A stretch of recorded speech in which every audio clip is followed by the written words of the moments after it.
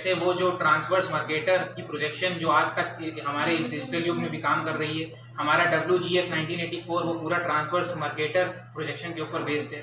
और उससे ये भी एक पता चला कि दुनिया कितनी फैलती चली जा रही है। जब सोवियत्स ने 1900s में लॉन्च किया स्पुतनिक, प्राइवेसी दुनिया से उसी दिन जा चुकी थी। सर्वेलेंस और विजिलेंस में कहाँ क्या चल रहा है हम नहीं जानते।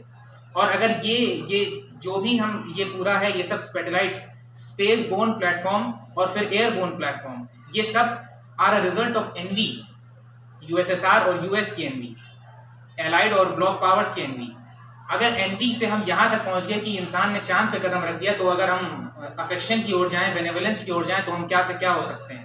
जैसा कि सर ने क्लास में उस दिन कहा था कि इसरो है, नासा है, एक इसरो से हमें आई हटा देना चाहिए। एक स्पेस रिसर्च ऑर्गेनाइजेशन जो यूनाइटेड नेशन के अंडर आए, जिसमें दुनिया भर की समस्त नेशनलिटीज के लोग जाएं और रिसर्च करें, लोगों को बेनिफिट मिले।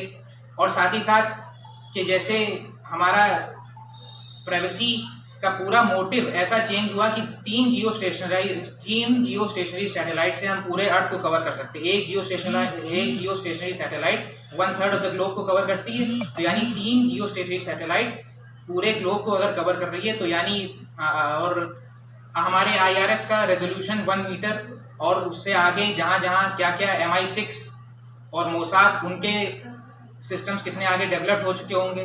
तो ये हमें ध्यान में रखना पड़ेगा कि अब वाइब्रेंस इंडिविजुअल से हट के सोसाइटी पे चला गया और सोसाइटी से हट के प्लेनेट पे चला गया। अब आप सिटीजन ऑफ द अर्थ हैं, Citizen of India बाद में है, और फिर Citizen of लखनऊ उसके बाद में, हिंदू और बाद में। सबसे पहले आप Citizen of प्लेनेट हैं। मिस्टर मस्क वो दूसरी अर्थ बनाना चाह रहे हैं। हाँ, देखिए दूसरी अर्थ बनाना चाहते हैं, बहुत अच्छा है। तो और बहुत अच्छा आपने बोला भाई, बैठिए।